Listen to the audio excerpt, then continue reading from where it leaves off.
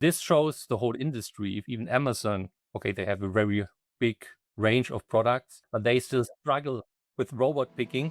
So this is a good signal for the industry, and there we see where we are at the moment. Well, and I think that's also an interesting statement back to our previous point about finding the solution that is the right fit for the use case we're looking at in that moment. Because while Amazon may not be able to get that technology to work, given their huge SKU profiles, maybe another company that doesn't have that level of complexity could find a very good use case out of this particular technology. Welcome to Speaking of Supply Chain, where Miebach experts from around the world unpack the real stories, strategies, insights, and innovations shaping the future of supply chain. I'm your host, Ellen Wood.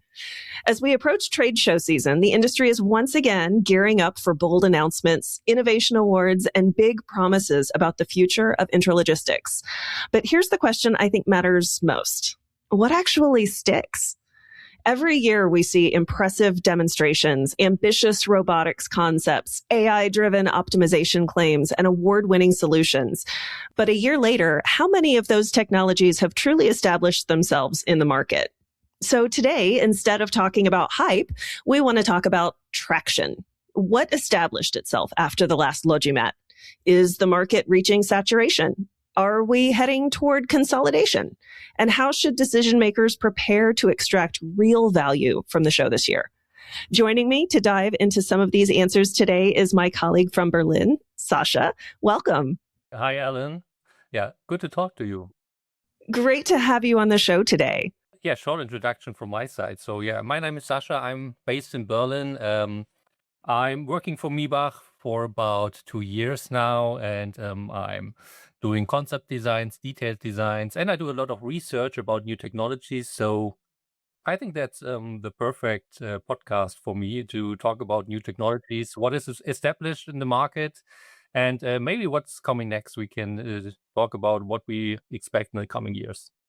Absolutely. What's going to happen this year and in coming years at LogiMAT. So looking back at the last one, when we separate show floor buzz and excitement from real commercial traction, what truly established itself in the market? What solution stuck? So I think we should not only look at the last LogiMAT, because 1 year to establish a new technology or a new product is quite a short time. So I would like to talk about maybe the last 3 to 5 years, what was announced and launched at the LogiMAT and what really established on the market. And there are award-winning categories or award categories from the LogiMAT. There is a jury. They announce every year in 3 categories the award-winning solutions. And the first category is about order picking, conveying, lifting, and storage technology. And I think this is maybe the most focused on category, because it really meets the heart of a new warehouse. So it's the pace setter technology in the warehouse. It's about storage and retrieval system and picking systems.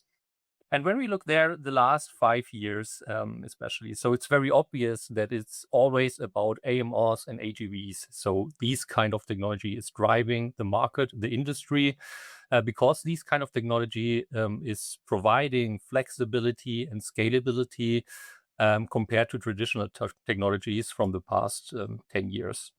And last year, we had the Knapp AeroBot launch at the LogiMAT, and this solution won the award. And I think this was the right choice of the jury, of course. The Knapp AeroBot belongs to the rack climbing robots. So this is the basic principle behind these kind of technology. And that's the first technology that is 4 times deep in this category. And this is very innovative. So when I stood at the booth of Knapp last year, I was really impressed and excited when I saw this robot, and with a small satellite that is driving through the racking and is doing the retrieving of the bins and storing. So we really have now new opportunities with the rack climbing robot 4 times deep. What also was launched last year is from Hey Robotics, another rack climbing system, the high peak climb system. And I think the main impact on the market and on the industry by the award-winning air robot from Knapp and also by the Hey Robotics high peak climb system is that we have now a real competition in this category of rack climbing robots. Before that, we only had Exotech on the market. This was the market leader, and now we have competition on the market, and I think this is the biggest benefit of the industry we can have.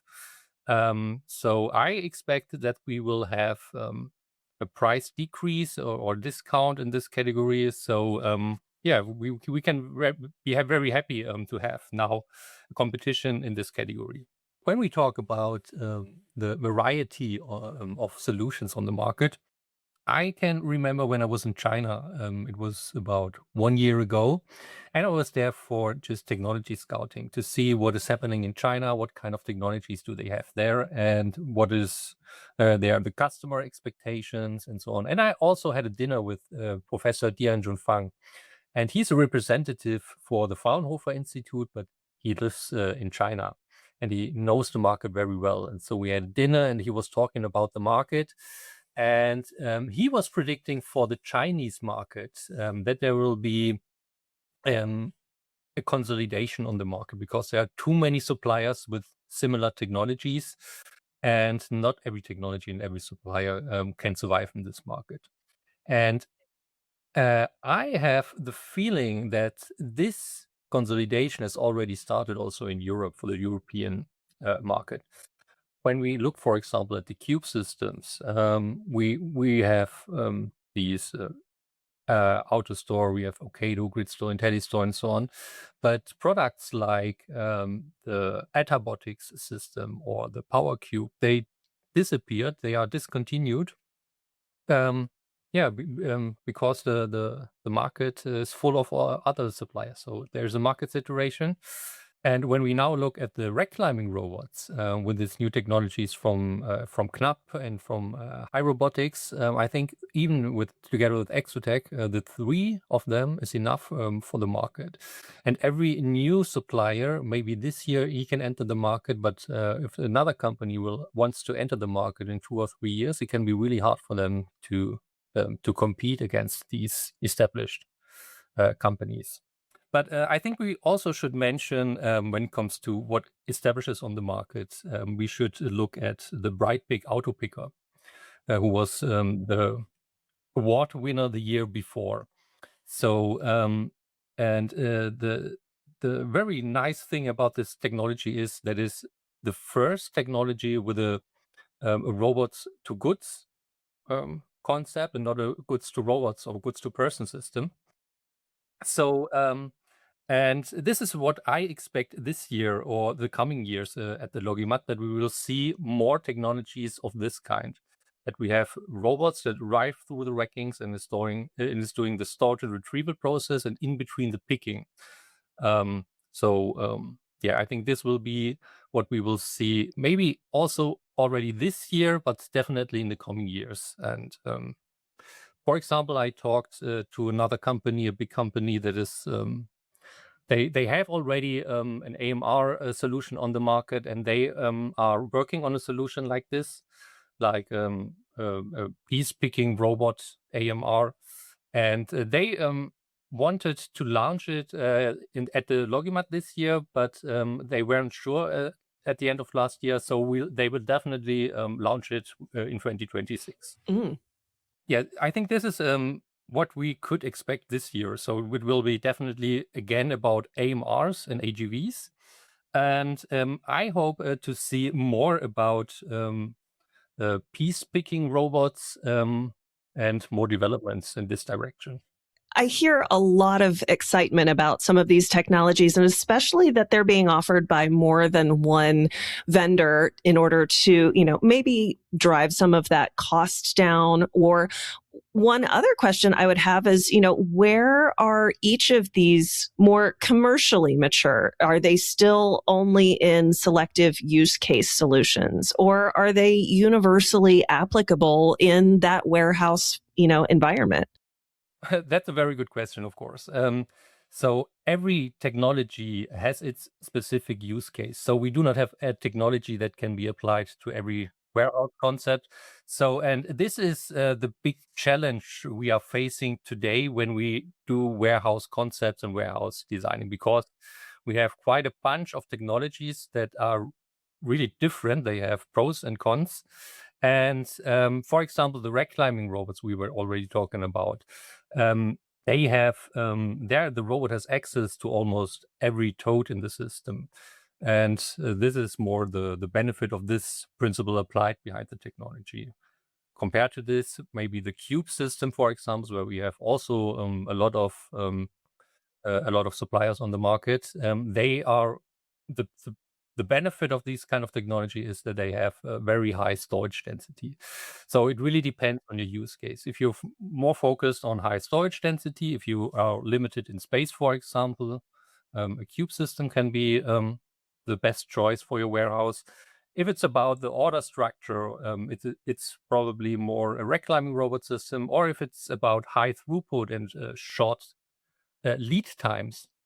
If it's about high throughputs and short lead times in the warehouse, it's maybe more the shuttle. It really depends on your specific use case. So are we now past the proof of concept for these, or are we still looking and trying and testing to see where these fit best? Technologies like cube systems and rack climbing robots or robotic shuttles or mobile shelves. Some of them we have already about 10 to 15 years on the market. For example, AutoStore, the first AutoStore was the go live was about around the year 2000. So they are major technologies, of course. But as you said, we have to be a little bit cautious when it comes to the choice of the supplier. When we see we see a lot of new suppliers on the market, and we really have to question if the supplier will be on the market in 10 years, or if the technology they provide will be discontinued maybe in the next coming years, because it's not very economic to bring this product on the market. For example, we just have a project for a big company, and this company invested into an AVET system from SSE Schäfer. And this technology was discontinued after, I don't know, 12, 14 years. And we are now planning to replace this system. And this is really what we have to consider now when we build a warehouse and we want to select a supplier. How major is the technology, but also the company behind this technology. So that sounds a lot more like a planned obsolescence in when we're putting these things into place, knowing that there's going to be so much shift in the market going forward, whether it's companies that come and go or just drop product lines in favor of newer and more affordable technology. Is that something that customers is going to make customers, that come to see these types of technology really pause and reconsider what it is that they're trying to do? Because when we're talking about these solutions, these are not small integrations. These are not small changes to their their supply chain or their facilities. These are major interruptions and major investments. So if we're looking at perhaps a 10 to 15 year obsolescence on equipment, does that cause that consumer to be a little more hesitant to even consider doing anything that automated, or anything that's, I should say, that untested in the market? We as a consultant, we were asked, or we are asked at the end by our customers, which technology or which supplier we recommend. And this can be a really hard decision or recommendation for us, just because, as we already talked about, we really have to be sure that the technology will be available also in 10 to 15 years. The technology from SSE Schäfer I was talking about, it's not the only one that was discontinued. When we look, for example, at cube systems, at the moment we have Okado as a high-end product, we have AutoStore as a low-cost mass product, or we have IntelliStore and GridStore that is something in between. But there was also in the cube system field products like from Robotics or the Power Cube system. So they wanted to be a little bit fancy, and they changed the core idea of this technology. They added free spaces into a cube system. The Power Cube system just lifted up the toad stack from the bottom. So and this is a little bit contradictory to the major idea of this principle. So when we make a recommendation for a technology, or I do it at least, I really focus on to have a very strict concept behind the technology and not to do a recommendation for a too fancy technology. I think this is very important at the moment at the market. The flexibility there is really going to drive those decisions, knowing that there are some different options out there that may be a little bit too niche almost, that we need a solution that has a little bit more adaptability and can weather those technological improvements over the years, that can be scaled up or down as needed, as business needs change. It sounds to me like those are the companies and the solutions that are going to last. Yes. And of course, we can't have a conversation in 2026 without touching on AI. So where do you see artificial intelligence creating any practical value within these automated solutions right now? So AI, of course, belongs to the IT, and there's also a category of awarding, of course, about software communication IT, and this is where AI is sticked on or labeled on. And first of all, many products claim to be AI powered or based on AI, and we really have to be cautious what is really behind this. So AI is not a legal protected term, so everyone can use AI for their advertisement. It's getting more and more important to think about systems instead of machines. And this is the same point when we talk about orchestration. It's really about the synchronizing of different systems. So we go away from this very isolated view on single systems, on specialized machines. We can run them. They are established. They do their job.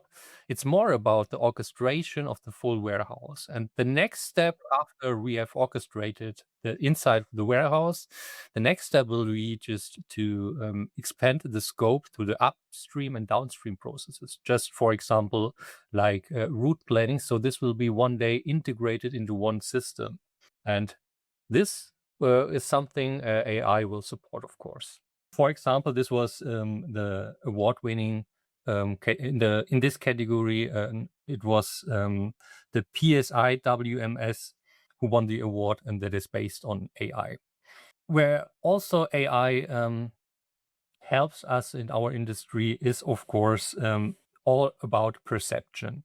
We have robots, AMRs, that drive autonomous through the warehouses, and they need a kind of perception of the surrounding.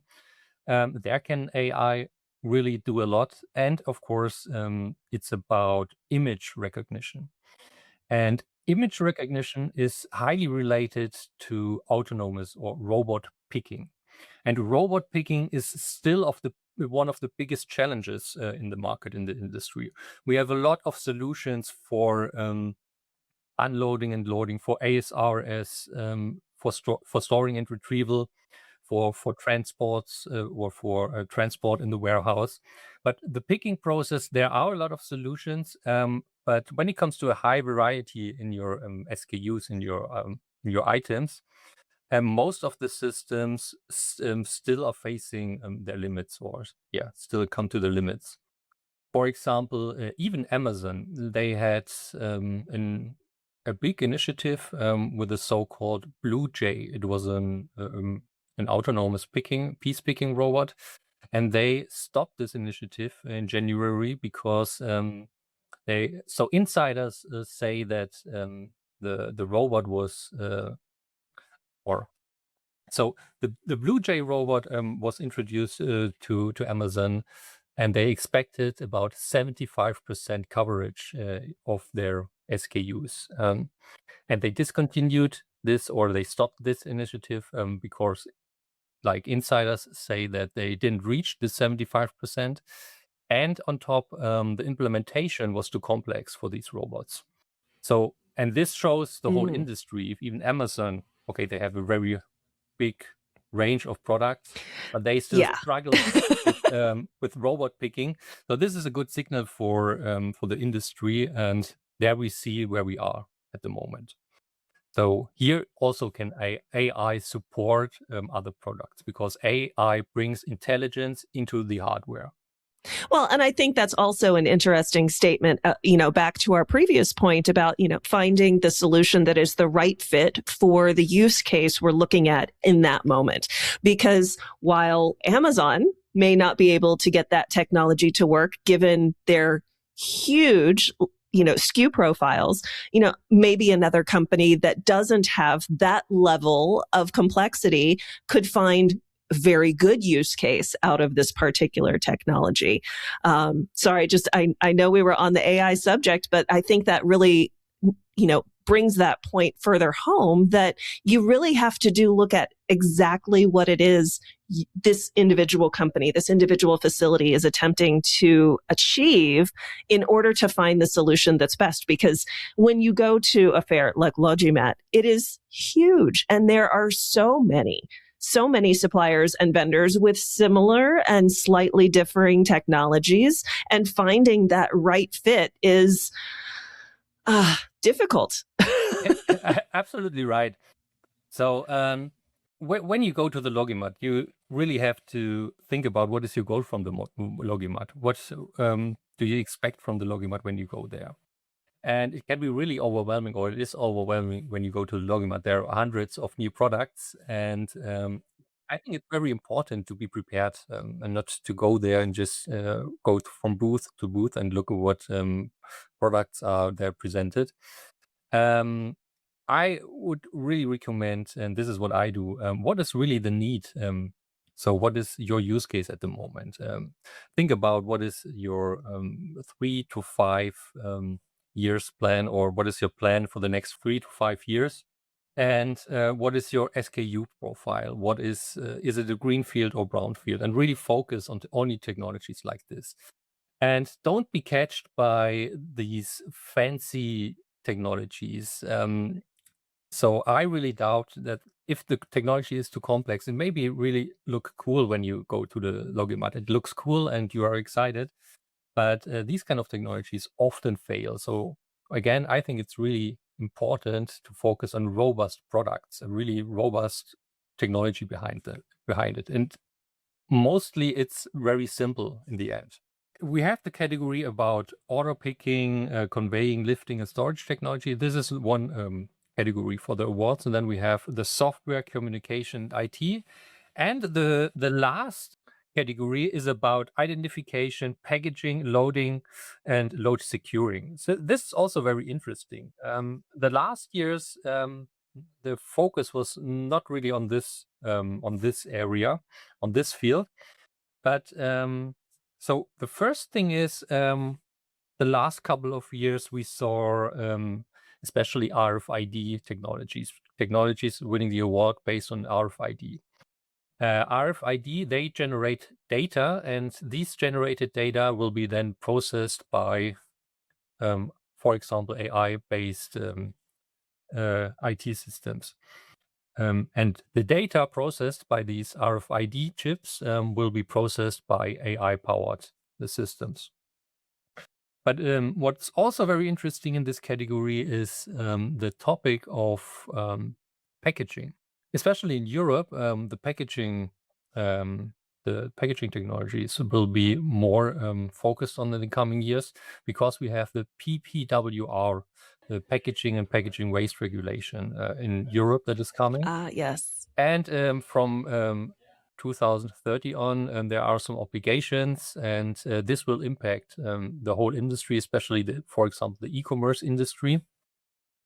And companies have to reduce the shipped air in their shipping cartons. For example, they have to reduce the packaging material, the waste. And this is something where automation really can help.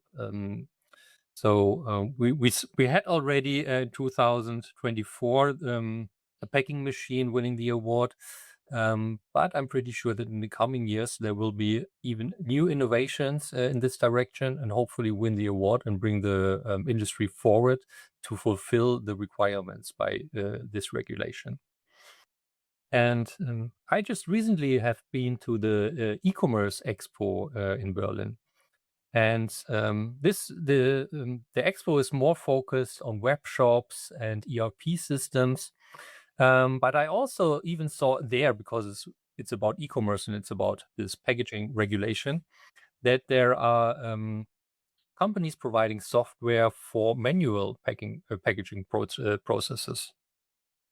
So the software can, for example, support the operator who is doing the packing in selecting the right carton size, and the system can also show him how to locate, how to position all the items in the carton to be space efficient. So this will get more important because not every company can afford, or for not every company it's economic to invest into automated packing machine with 200,000 up to more than 1 million investment.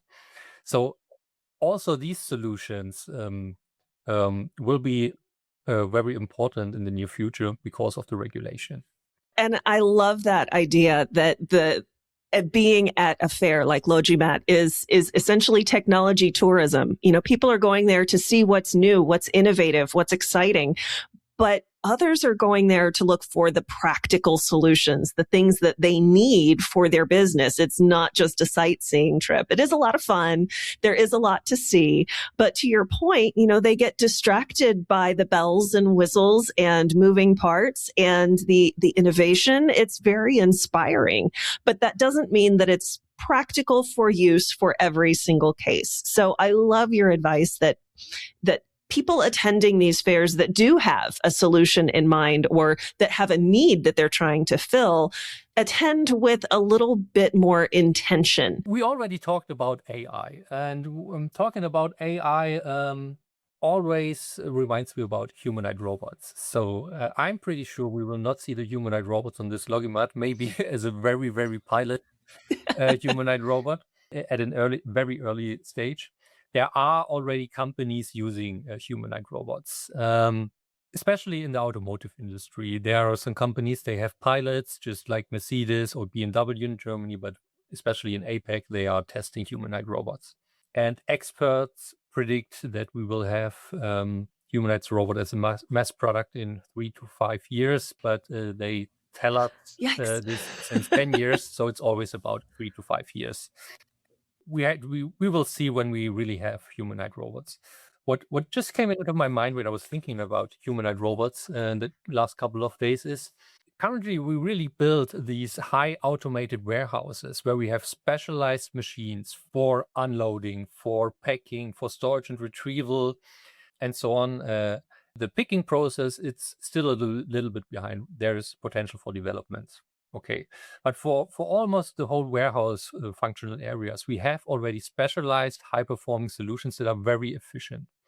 In these kind of warehouses, we do not really have the need for a lot of humanoid robots, because the goal at the moment is already to reduce the number of FTEs, the labor requirements in the warehouses. So for these kind of warehouses, the benefit from humanoid robots is very limited. I think we would adapt, or maybe even we have just take the picking process.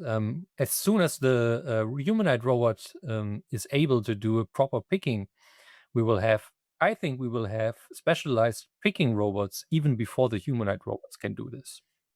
So the humanoid robots, to my opinion, are a very good opportunity for smaller warehouses and for greenfield projects. When we have still maybe in 5 to 10 years, when we then have the humanoid robots, and we still have pick towers, or we have warehouses where we pick from pallets. Usually these are then smaller warehouses. Then we need a humanoid robot. But for these highly automated warehouses, we do not need them. So what are some other things you might advise someone in their preparation for knowing that they're going to LogiMAT? Obviously, they have vendors they want to see, but they're going to be distracted by a lot of the moving parts as they walk through the halls. Are there any other practical steps they should take in order to leave with actual insights rather than just dreams? Yeah, you must be prepared. I think so. If you really have, if you have a project that is running and you are looking for the right technology, one advice would be just be prepared and even make appointments for with the companies you are interested in, and also bring some key facts of your project, and then let them explain why the solution could fit, or just discuss with them honestly. And open why this technology may be not fitting for this use case. Maybe you have your laptop with you, or a printout with the key facts of your projects, of your demand at the moment, and discuss this with the companies on site, and or with the companies at the LogiMAT, and do appointments. So they are happy to have customers with appointments there. So yeah.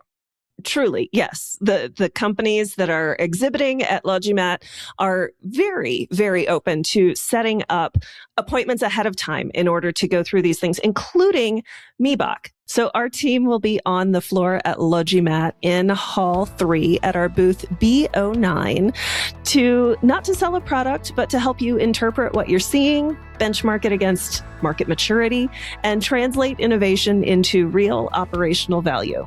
Reach out ahead of the show to schedule time with our experts like Sascha or anyone else who is in the booth at LogiMAT this year.